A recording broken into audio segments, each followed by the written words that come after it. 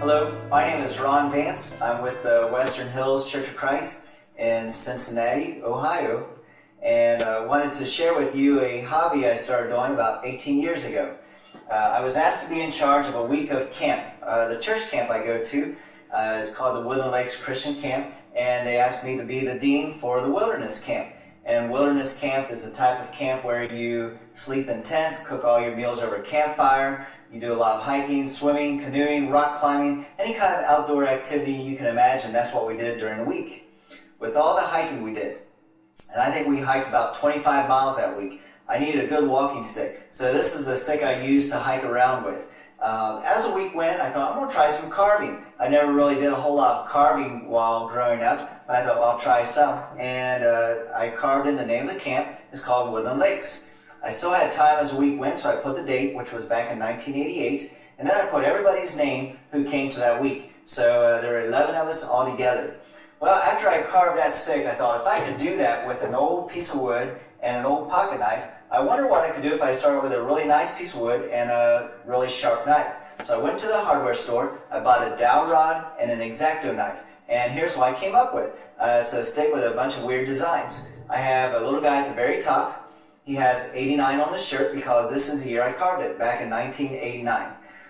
The kids tell me that I put 89 on here because they said this is what I'll look like when I'm 89 years old. I have a little checkers, squiggly shape, basket shaped rings. Put my name in here again so you'll see it says Ron right there. Some more swirly type carvings, bricks, rings. So this was the next thing I carved and was just very pleased with the way this turned out. I was showing this to everyone at my church that I work with, and everybody seemed to enjoy looking at it. One of the men, though, from my church was not that impressed. He wanted to know what I was going to do with it. That's why I thought, well, when I get older, I think I'll just use it to walk around with. I don't know. So the more I thought about it, I thought, well, maybe I could carve a stick I could use for a purpose right now. I'm always trying to come up with new ways of teaching young people. So I thought, if I could put something on the stick that would use as a Bible lesson, maybe they would learn it a little easier. So I came up with this stick. It has the names of the 12 apostles, the 12 men that Jesus worked with while he's here on this earth. So I have the names listed here. Not only do I have the names of the 12, but also something about each of their lives. For example, I have Peter, or underneath Peter's name, I have keys, because he was given the keys to the kingdom. Andrew, I have fish, because he was a fisherman before he met Jesus. For James, we have swords, because he was the first to be martyred of the apostles. John, we have hearts. He was known as the beloved apostle. For Philip, we have a chain.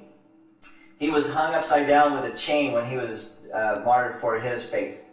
For Thomas, we have two hands. One's pointing to the nail print in the other hand. Thomas said he would not believe that Jesus rose from the grave unless he could put his fingers into the nail prints in Jesus' hand. I had a boy sit like this for 3 hours straight without moving to make sure I could get that carved in there just right. Bartholomew, we have a crown, and his name indicates he's from royalty. For Matthew, we have the scroll and the quill representing that he wrote the first book of the New Testament. Plus I have the taxes on the backside because he was a tax collector. Thaddeus was shot through with many arrows when he died for his faith. James the Less his body was sawn asunder or cut apart. So I have saws cutting his body apart. For Simon, he was a zealot, and a zealot was a defender of the law. So I have the sword on one side, defending the law on the other. And of course the last one is Judas. He was known for betraying Christ for the 30 pieces of silver. So I have the bag of silver sitting here underneath his name. I use a wood burning tool to do the dark areas, and this is what I came up with. After I did that stick, I thought, what else can I use? Because many people seem to enjoy looking at that. I decided to do the 6 days of creation. I start at the very top with the hands of God shaping the world. And then I have the first verse of the Bible. After that, I have what God created on each day. For example, the first day, God created the light. The second day, God created the water, separating the water above from the water below. The third day, God created the land and all the plants. The fourth day, God created the sun, moon, and stars. The fifth day, God created the birds of the air and the fish of the sea. The sixth day, God created all the land animals and even Adam. So you'll see Adam standing among the animals. Then the seventh day, God rested and said that everything was good. So here we have the 6 days of creation. I used food coloring to color the different areas. The reason why is one other time when I was camping out with the young people, we were in the woods. I gave them all a squirt gun to play war, and to make it look more realistic, I put red food coloring in the water so that when they got shot with the water, it looked like they were bleeding. Well, I accidentally got red food coloring on one of the sticks I was carving, and it would not come out. So I thought if I ever want to color the wood, just use food coloring because it will not come out. And that's what I used to color this stick. Well, I was getting quite a reaction from all these sticks I've carved, and I thought, what would be good for young people to learn? For my next stick, I decided to put on here the 10 Commandments. Now, when the commandments were first given to Moses, they were not written on paper, but carved in stone. To help remember that, I found a paint you just spray on that looks like stone. So it's all one solid piece of wood, but it's painted to look like stone pieces in between here. So I used Roman numerals to separate the commandments. I have the commandments written on one side, and then on the other side, I have a little picture to illustrate that commandment. We have the 10 Commandments on this stick, and I have the commandments written on one side, and it says, have no other gods. And I have a picture of a little boy who is kneeling down before the cross. Then I have no idols. And I have a picture of a little boy who is worshiping an idol that is created out of many things that people worship, especially in America. The next one says, don't misuse God's name. I have a picture of a little boy who is holding his hand over his mouth because he had just said something that he should not have said. The next says, keep the Sabbath. The little boy is walking to church because he is keeping the Sabbath also. The next one says, honor your parents. And I have a picture of a little boy mowing his parents' lawn because that's a way that they can show obedience. The next one says, do not kill. And I have a picture of a little boy with a smoking gun in his hand, as if he had just shot it at somebody. Don't commit adultery. And I have a picture of a little boy with his hands crossed over his heart, contemplating that love that he has. Do not steal. I have a picture of a little boy walking out of a bank with a mask on his face and a bag of money in his hand, as if he had just stolen that from the bank. Do not lie. A picture of a little boy who is standing in front of a window. The window is broken, and there's a baseball on the floor, and his shoulders are shrugged as if he's saying, I don't know who did it. And finally, don't covet. And a little boy is standing in front of a car that he would love to have one day, and the Bible says we are not to covet. This next stick I'm going to show you is in a plastic tube. The reason why is, this one, I think I just finished carving it. The day after I finished it, one of the young people from my church was looking at it. I was in another room when all of a sudden I heard a crack.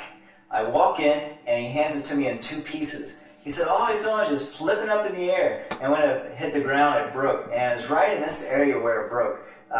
You'll see how the wood spirals around. Apparently it's very fragile right there. And he said, it just broke in half. Well, I took some glue and glued it back together. The problem was every time I took it anywhere to show, all you had to do is just barely tap it and it would break again. So I finally had to put it in a plastic tube. This has what's called the armor of God. And I have the Roman soldier at the very top. And then I have the title underneath there. And that just simply says the armor of God and where you can find it. Ephesians chapter 6, verse 7. Then I have the different pieces of armor carved on one side, and then how they're described. So we have on this side the belt of truth described right here. Next we have the breastplate of righteousness, and then I have it described on the back side.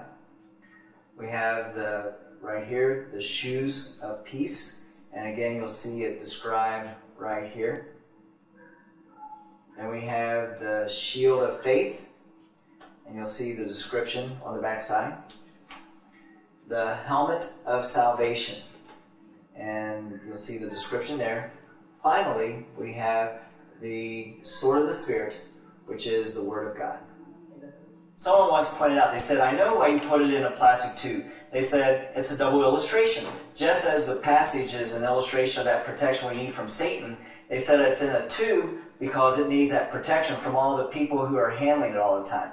And I never even thought of that, but I thought that was a good idea. This next stick has the 12 sons of Israel. And I've always been very fascinated with Israel. Before God changed his name to Israel, it was Esau. And Esau, to me, is a very fascinating person. One of the reasons why is because he has a twin brother. And I've always been very fascinated with twins because I myself have a twin. My twin brother's name is John, and he is very much like me. He's in the ministry also, and we get along very well. Unlike Jacob and his twin brother. His twin brother's name was Esau. They did not get along at all. So now we have Jacob with two wives, Rachel and Leah. It was Rachel he loved the most, but it was Leah who was able to have children. So on this stick, I have Leah's name listed right here. She became the mother of the first 4 sons. And the strap lines up with who she is the mother of. We have Reuben, Simeon, Levi, and Judah. Well, Rachel was not able to have children, but she came up with a plan. She goes, I will give my maidservant to our husband. And the maidservant's name was Bilhah. So you'll see Bilhah's name listed right here. She became the mother of the next 2 sons, and you'll see the strap lines up with these 2. Their names are Dan and Naphtali. Well, Leah thought, this is not fair. She goes, I've got a maidservant also. So she goes, I'm going to give my maidservant to her husband. So the third mother is Zilpah. Zilpah became the mother of the next 2 sons. And again, you'll see the strap lines up with these 2. Their names are Gad and Asher. Then Leah, the first wife, had 2 more sons. Leah was then the mother of Issachar and Zebulun. Finally, the wife that he loved the most, Rachel, the one who was never able to have children before, finally, Rachel had 2 sons. So you'll see Rachel's name listed right here, and she became the mother of the last 2 sons. Their names are Joseph and Benjamin. So on this stick, a lot of information.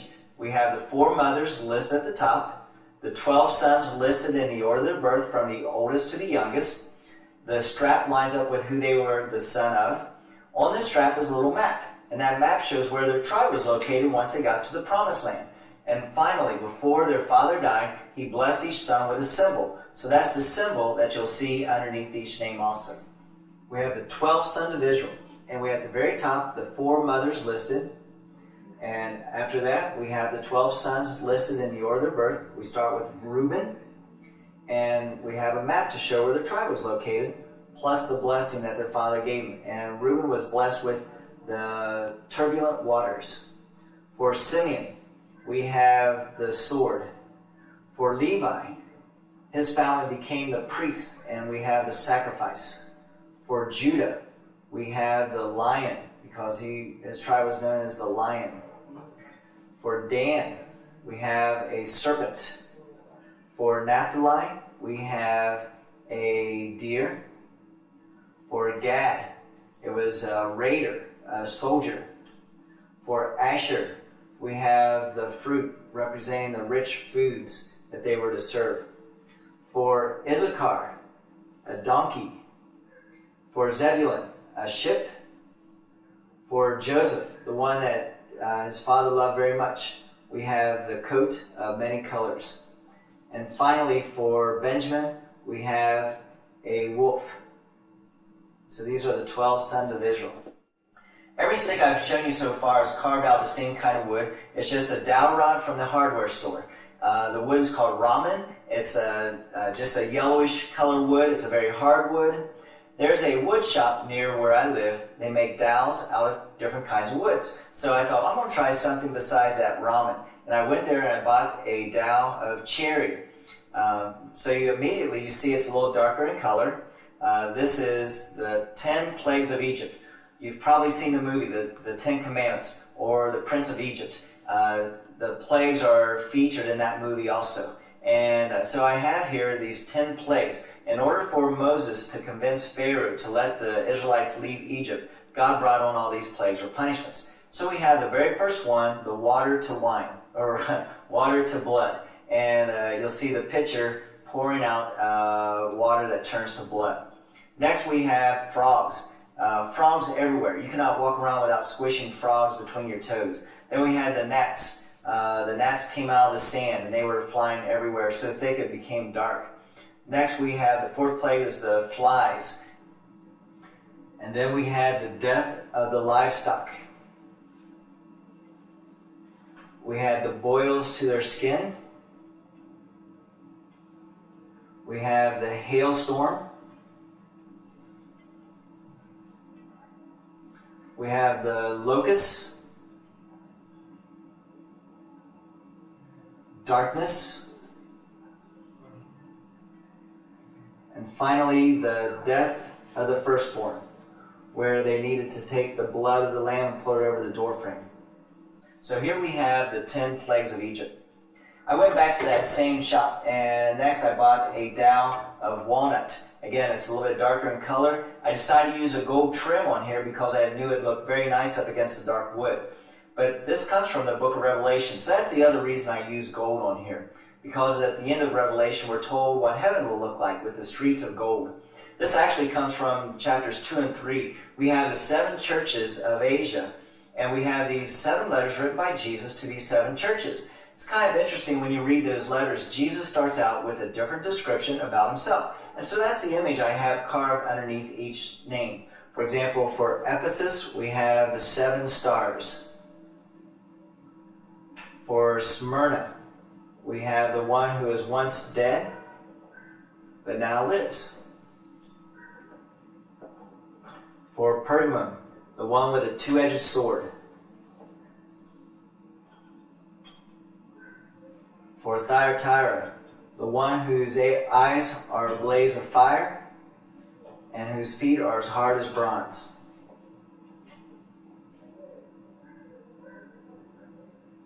Oh, there we go. For Sardis, the one who holds the 7 spirits.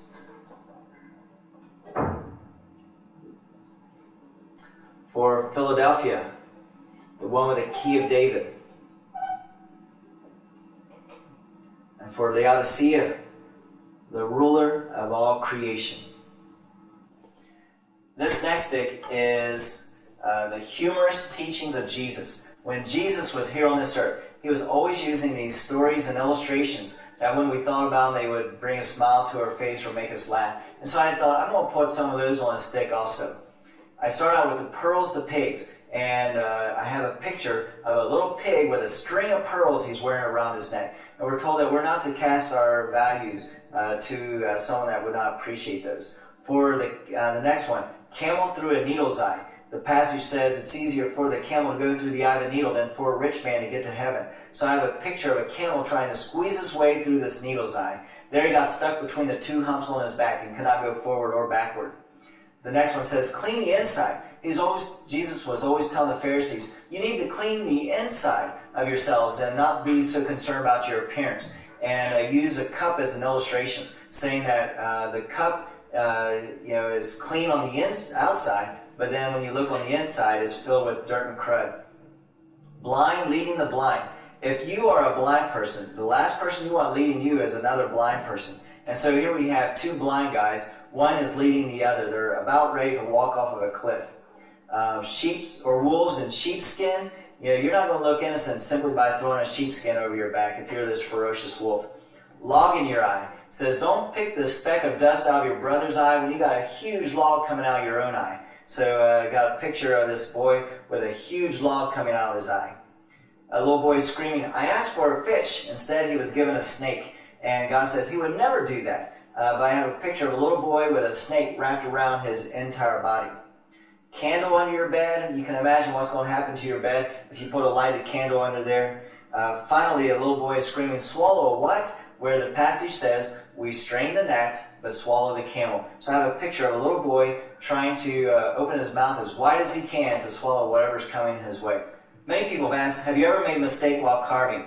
If you're drawing with a pencil and you make a mistake, it's very easy to take your eraser and correct that mistake very easily. Or if you're painting, just paint over top of what you did wrong and then you can continue on. But if you're wood carving and you make a mistake, there's not a whole lot you can do. You can't just carve something and put it in its place. It will probably not look right and would even break off very quickly. Well, while carving this stick right here, I start out the very first section, says pearls to pigs, Matthew chapter 6, verse 7. After I carved it in there, I looked it up in my Bible to make sure it's correct. You know what? Matthew 6:7 says nothing about pearls or pigs or anything like that. I could not believe it. I looked it up in my Bible, and it's not Matthew 6:7. It's Matthew 7:6. I had switched those two numbers around. The reason why I made a mistake was my paper I had typed up was wrong. I had typed it wrong, and therefore had carved it in wrong also. Well, I was very frustrated after that, and was ready to throw this stick away, but I decided finally, well, instead of throwing it away, I'm going to carve a little arrow above the 6 and the 7 to show that if you want to find this passage, you need to switch these two numbers around. I then thought, okay, I need to check the rest of them, make sure they're correct. Everyone was correct from that point on, so I went to the next one. It says camel through a needle's eye, Mark 11:25. After I carved it in there, I looked it up to make sure it's correct. You know what? Mark 11:25 says nothing about camels or needle's eyes. Now I'm getting very frustrated. I thought, this is not good because I keep making all these mistakes. Well, instead of throwing it away, I looked at my paper. My paper did not say Mark 11:25. My paper said Mark 10:25. Why I put an 11 and not a 10, I still have no clue to this day. I did not want to throw it away, so underneath the 11 is a little -1. So if you want to find this passage, you're going to have to subtract one chapter because it's in Mark 10:25. I then debate, maybe I should make a mistake on the rest of these just so they're all uniform, but I decided, no, I'm not going to do that. To me, God, or it's even more humorous than what I originally intended because of these mistakes here. So the rest of them are correct. This next stick is one of my favorites I've carved. It's unique in a couple different aspects. First of all, it's unique in the aspect, or it's unique because it's all carved on the inside. What I mean by that is, most of the carvings that I've shown you so far, it's just carved on the outside. But on this one, I carved 4 pillars, leaving a block of wood on the inside. Then from the block of wood on the inside, I then carved the image that's being described. It's all one piece of wood. I stained it different colors to make it look like different kinds of woods glued together, but it's all one piece of wood. The other thing that makes it very unique is it's all in Spanish. I wanted to do something in Spanish because I bring our young people on a trip to Mexico every year, and also we started a Latino ministry at our church several years ago, and so I wanted to do something in Spanish for that reason also. This one is the Christmas stick, and at the very top it says Feliz Navidad. And then we have a star, Estrella. We have an angel, Ángel.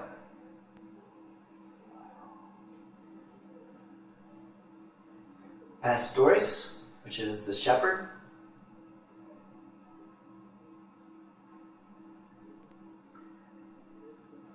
Jesus, the baby Jesus.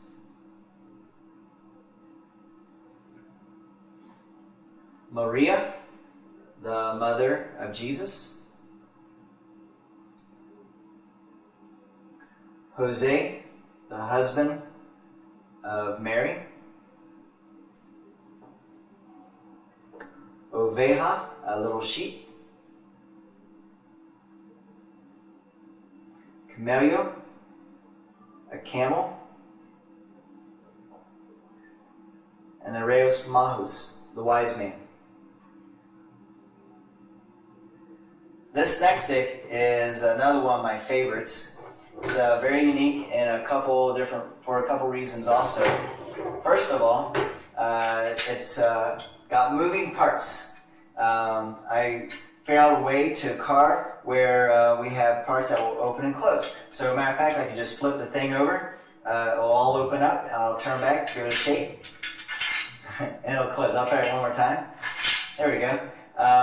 But it's all from one piece of wood. The wood is called mahogany, which is a very beautiful type of wood. The natural color is this color right here. I stained the parts that move a little darker just so that they will stand out. This one has what's called the Judges of Israel. When God led the Israelites into the Promised Land, He chose different ones to lead the Israelites, and He called them judges. And so this asks a question about the different judges. This has the judges of Israel. And the question on each one is listed on the outside. Which judge was the first judge? And then you lift up the lid and it has the answer. Othniel. Which judge was left-handed? Ehud.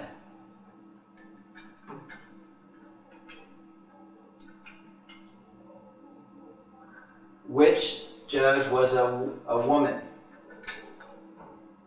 Deborah.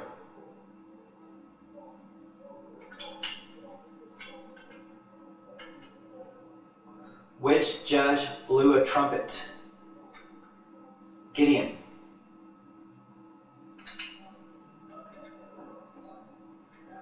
Which judge sacrificed his daughter?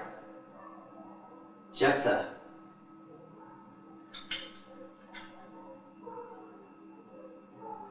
Who was the strong judge? Samson.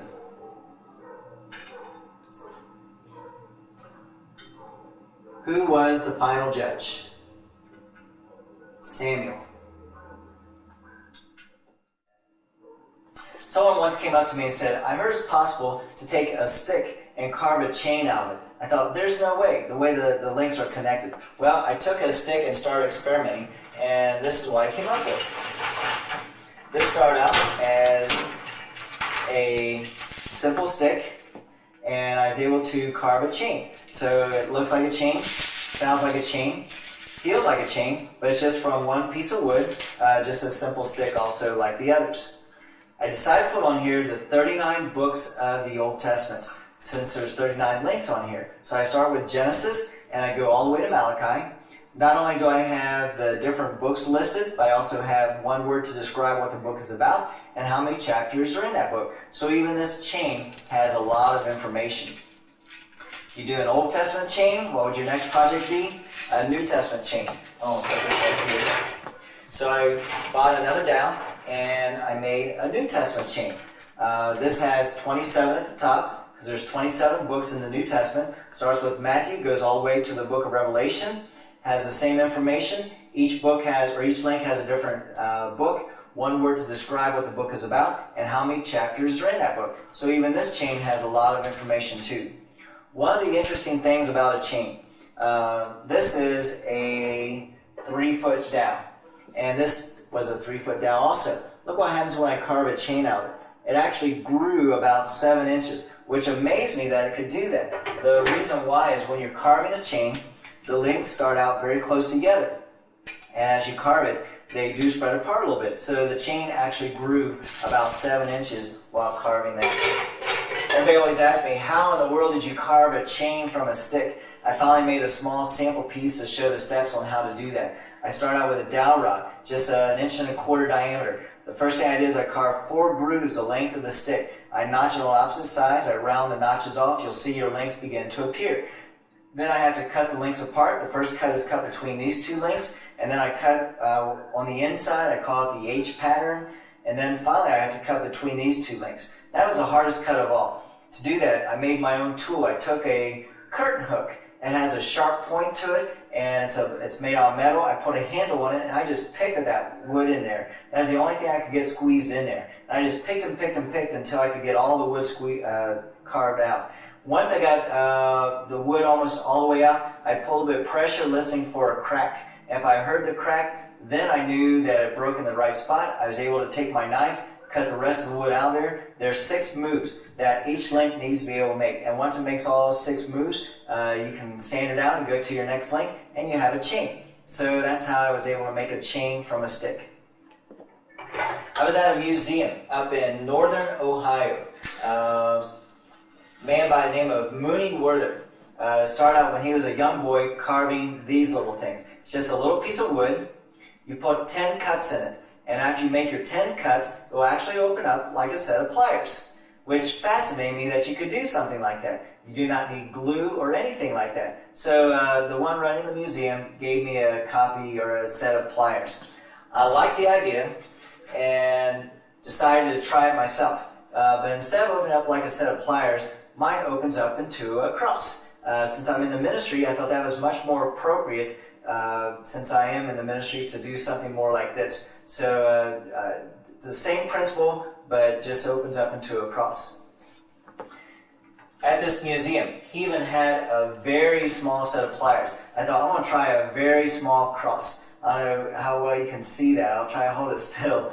But this is a cross that has the same 10 cuts, and it'll open and close just like the big one. But it's just very, very tiny. He even had a set of pliers made out of a toothpick. I don't know how well you can see this. It's only 1/4 inch high. I'll try to hold it very still, but it opens and closes just like the big one. But it's just very, very tiny, and has the same 10 cuts in it also. But it's only about 1/4 inch high. So I'm always up to new challenges. I mentioned that I have a twin brother, and we grew up on a farm up in Ohio. One day we were exploring one of the big barns on our farm, and we found an old milk can. The milk can was maybe this big around, about this tall. We decided we're going to fill this thing up with pennies. I still have that penny can today, and I continue to fill that up. I throw any pennies I get into that can, and it's almost full. One day it hit me, you know what, I have enough pennies. I could wallpaper an entire wall of my house. Well, I did not wallpaper an entire wall, but I did do a project with pennies. You know how your old pennies are really dark brown, your new pennies are really bright and shiny? What I did was, I made a picture of Jesus all made out pennies. This has 1,300 pennies. I used 3 different shades. Your bright pennies, your dark pennies, and your middle shade. And was able to make a picture of Jesus all out pennies. So that hangs in my house today, and it's something that was not that difficult to do. I took an overhead transparency of the picture, shot it on the wall, and wherever it's dark, I put a dark penny, and wherever it's bright, I put a bright penny, and that's what I was able to come up with. There was a missionary convention in Cincinnati several years ago, and they asked our church to make a map of the world. Well, we thought, let's do something a little different. Let's make it out of pennies. This has 8,316 pennies. We use the bright pennies to do the oceans, and the dark pennies to do the continents. This is 8 feet wide and 4 feet tall, and we took it to the convention center in Cincinnati during the week of the missionary convention. After the convention was over, we moved it to our church, and it hung in the lobby of the main entrance. The problem was when people were seeing it for the first time, they would come in and just be totally amazed. They rub their hands all over it. Well, when pennies are handled, they begin to turn dark, and the whole thing eventually turned dark. So we finally had to take it down. So it does not exist anywhere today. A couple years ago, I took our young people to New York City. We were going there on a mission trip to work with one of the churches. We decided let's do something for the firemen of New York City because it was a year after the 9/11 event. And so we talked about a variety of ideas. We said, why don't we make cookies and give them to the firemen? Well, we finally decided, let's make something very unique to our church. Let's make a penny picture and give it to one of the fire stations. We chose the picture of the 3 firemen raising the flag over Ground Zero. This thing is huge also. It is 7 feet tall, 7 feet wide. It is so big we had to do it in 4 sections. It's the picture of the 3 firemen raising the flag over Ground Zero. It has 11,700 pennies in it. And we put 3 layers of polyurethane over it to help protect it because we did not want it to turn dark. So we gave this to one of the fire stations there in New York City. It's one of the closest stations to where the Twin Towers once stood. Matter of fact, they lost 14 men on September the 11th. And so we wanted to give them a special gift. So this was a picture that we gave to them, all made out of pennies. People are always giving me new ideas on what to carve next. They said, why don't you do the presidents of our nation? Or why don't you do the 50 states? Why don't you carve the football teams, the baseball teams, the 7 dwarfs? I mean, I've heard every idea that you can imagine. I decided to stay with Bible themes. And the reason why is I love this verse in Colossians chapter 3, verse 17. It says, whatever you do, I love it starts out, whatever you do, whether in word or deed, do it all in the name of the Lord Jesus, giving thanks to God the Father through Him. In other words, whatever you do something that will bring glory and honor to God. But at the same time, I want to share one more verse, same chapter, Colossians chapter 3, just a few verses down from there, in verse 23. It says, whatever you do, I love it, it starts out the same way, whatever you do. It says, work at it with all your heart, as working for the Lord, not for men. In other words, whatever you do your very best, because you're doing this for the Lord, and the Lord deserves nothing but the very best. So whenever I carve anything, first of all, I'm going to carve something that will bring glory and honor to God, but then secondly, I'm going to do my best, because I'm doing this for the Lord, and He deserves nothing but the best. And that's the challenge I want to leave with you also. Whatever you do something that will bring glory and honor to God, but then secondly, do your very best. And I know that if you do that, God will take it beyond anything you ever imagined.